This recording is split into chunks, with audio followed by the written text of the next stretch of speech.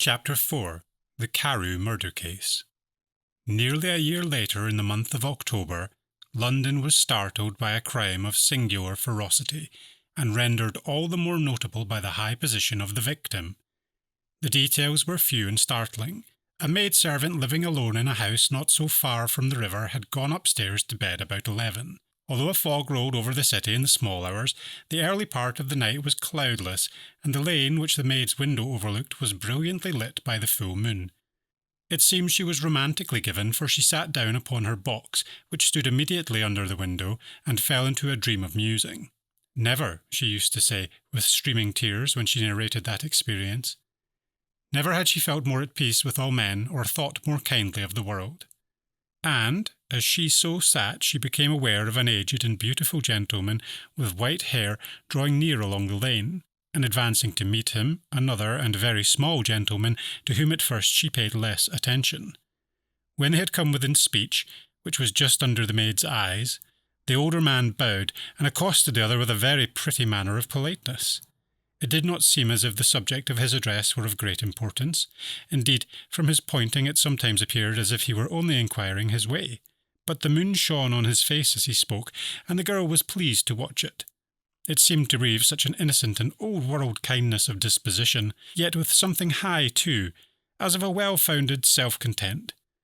Presently her eye wandered to the other, and she was surprised to recognize him as a certain Mr. Hyde, who had once visited her master and for whom she had conceived a dislike. He had in his hand a heavy cane with which he was trifling, but he answered never a word, and seemed to listen with an ill-contained impatience. And then, all of a sudden, he broke out in a great flame of anger, stamping with his foot, brandishing the cane, and carrying on, as the maid described it, like a madman. The old gentleman took a step back, with the air of one very much surprised and a trifle hurt, and at that Mr. Hyde broke out of all bounds and clubbed him to the earth. And next moment, with ape-like fury, he was trampling his victim underfoot, and hailing down a storm of blows under which the bones were audibly shattered and the body jumped upon the roadway. At the horror of these sights and sounds, the maid fainted. It was 2 o'clock when she came to herself and called for the police. The murderer was gone long ago, but there lay his victim in the middle of the lane, incredibly mangled. The stick with which the deed had been done, although it was of some rare and very tough and heavy wood, had broken in the middle under the stress of this insensate cruelty, and one splintered half had rolled into the neighbourhood gutter. The other, without doubt, had been carried away by the murderer. A purse and gold watch were found upon the victim, but no cards or papers except a sealed and stamped envelope, which he had probably been carrying to the post, and which bore the name and address of Mr. Utterson.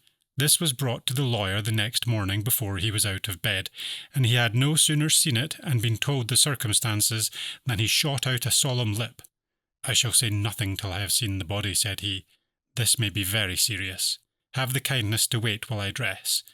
And with the same grave countenance he hurried through his breakfast and drove to the police station, whither the body had been carried.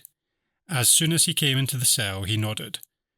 "Yes," said he, "I recognise him. I'm sorry to say that this is Sir Danvers Carew." "Good God, sir," exclaimed the officer. "Is it possible?" And the next moment his eye lighted up with a professional ambition. "This will make a great deal of noise," he said, "and perhaps you can help us to the man." And he briefly narrated what the maid had seen, and showed him the broken stick. Mr. Utterson had already quailed at the name of Hyde, but when the stick was laid before him he could doubt no longer. Broken and battered as it was, he recognised it for one that he himself had presented many years before to Henry Jekyll. "Is this Mr. Hyde a person of small stature?" he inquired.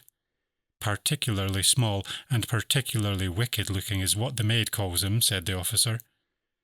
Mr. Utterson reflected, and then raising his head, "If you will come with me to my cab," he said, "I think I can take you to his house." It was by this time about 9 in the morning, and the first fog of the season.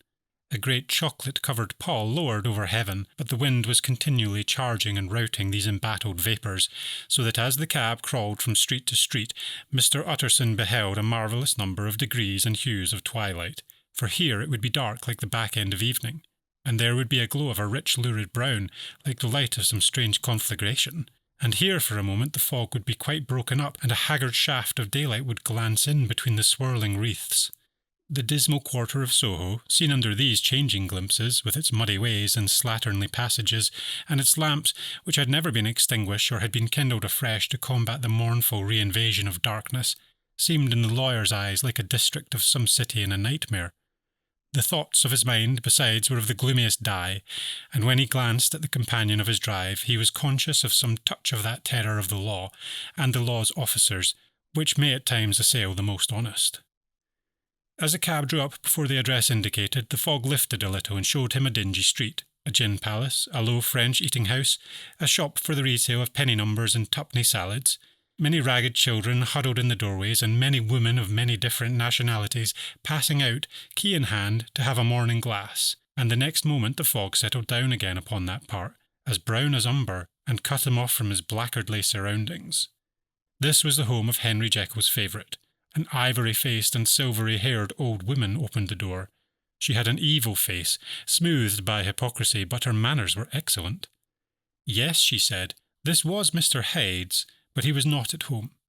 He had been in that night very late, but had gone away again in less than an hour. His habits were very irregular, and he was often absent. For instance, it was nearly 2 months since she had seen him till yesterday.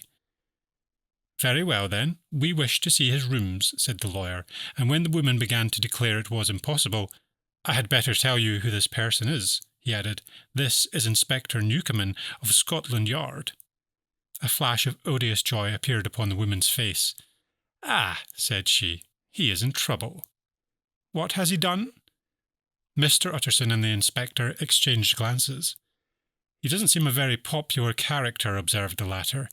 And now, my good woman, just let me and this gentleman have a look about. In the whole extent of the house, which, but for the old woman, remained otherwise empty, Mr. Hyde had only used a couple of rooms, but these were furnished with luxury and good taste. A closet was filled with wine. The plate was of silver, the napery elegant, a good picture hung upon the walls, a gift, as Utterson supposed, from Henry Jekyll, who was much of a connoisseur, and the carpets were of many plies and agreeable colour. At this moment, however, the rooms bore every mark of having been recently and hurriedly ransacked. Clothes lay about the floor, with their pockets inside out, lock-fast drawers stood open, and on the hearth there lay a pile of grey ashes, as though many papers had been burned.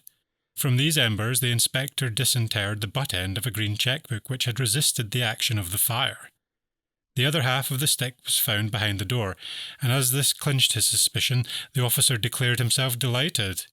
A visit to the bank, where several £1,000s were found to be lying to the murderer's credit, completed his gratification.